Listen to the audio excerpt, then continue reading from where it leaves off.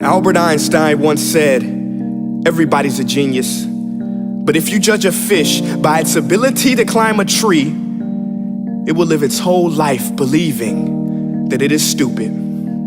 Ladies and gentlemen of the jury, today on trial we have modern day schooling. Glad you could come. Not only does he make fish climb trees, but also makes them climb down and do a 10-mile run. Tell me, school, are you proud of the things you've done? Turning millions of people into robots, do you find that fun? Do you realize how many kids relate to that fish?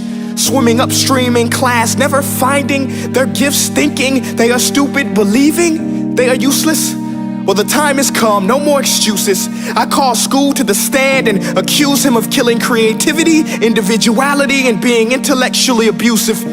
He's an ancient institution that has outlived his usage. So, Your Honor, this concludes my opening statement, and if I may present the evidence of my case, I will prove it. Proceed. Exhibit A. Here's a modern day phone. Recognize it? Here's a phone from 150 years ago. Big difference, right? Stay with me. Here's a car from today, and here's a car from 150 years ago. Big difference, right? Well, get this. Here's a classroom of today, and here's a class we used 150 years ago. Now ain't that a shame? In literally more than a century, nothing has changed. Yet you claim to prepare students for the future? But with evidence like that, I must ask, do you prepare students for the future or the past? I did a background check on you and let the record show that you were made to train people to work in factories, which explains why you put students in straight rows, nice and neat, tell them sit still, raise your hand if you want to speak, give them a short break to eat, and for 8 hours a day, tell them what to think. Oh, and make them compete to get an A letter which determines product quality, hence grade A of meat. I get it. Back then, times were different. We all have a past. I myself am no Gandhi. But today, we don't need to make robot zombies. The world has progressed. And now we need people who think creatively, innovatively, critically, independently, with the ability to connect. See, every scientist will tell you that no two brains are the same. And every parent with 2 or more children will confirm that claim. So please explain why you treat students like cookie cutter frames or snapback hats, giving them this one-size-fits-all crap. Watch your language. Sorry, Your Honor, but if a doctor prescribed the exact same medicine to all of his patients, the results will be tragic. So many people would get sick, yet when it comes to school, this is exactly what happens, this educational malpractice, where one teacher stands in front of 20 kids, each one having different strengths, different needs, different gifts, different dreams, and you teach the same thing the same way? That's horrific. Ladies and gentlemen, the defendant should not be acquitted. This may be one of the worst criminal offenses ever to be committed. And let's mention the way you treat your employees. Objection. Overruled. I want to hear this. It's a shame. I mean, teachers have the most important job on the planet, yet they're underpaid? No wonder so many students are short-changed. Let's be honest, teachers should earn just as much as doctors, because a doctor can do heart surgery and save the life of a kid, but a great teacher can reach the heart of that kid and allow him to truly live.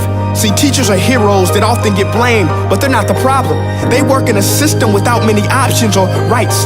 Curriculums are created by policymakers, most of which have never taught a day in their life. Just obsessed with standardized tests. They think bubbling in a multiple choice question will determine success. That's outlandish. In fact, these tests are too crude to be used and should be abandoned, but don't take my word for it. Take Frederick J. Kelly, the man who invented standardized testing, who said, and I quote, "These tests are too crude to be used and should be abandoned." Ladies and gentlemen of the jury, if we continue down this road, the results will be lethal. I don't have much faith in school, but I do have faith in people. And if we can customize healthcare, cars, and Facebook pages, then it is our duty to do the same for education, to upgrade it, change it, do away with school spirit, because that's useless. Unless we're working to bring the spirit out of each and every student, that should be our task.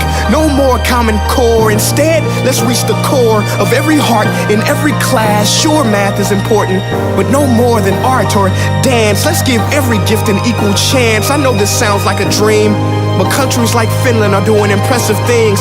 They have shorter school days, teachers make a decent wage, homework is non-existent, and they focus on collaboration instead of competition. But here's the kicker, boys and girls. Their educational system outperforms every other country in the world. Other places like Singapore are succeeding rapidly. Schools like Montessori, programs like Khan Academy, there is no single solution. But let's get moving, because while students may be 20% of our population, they are 100% of our future. So let's attend to their dreams, and there's no telling what we can achieve. This is a world in which I believe, a world where fish are no longer forced to climb trees. I'll rest my case.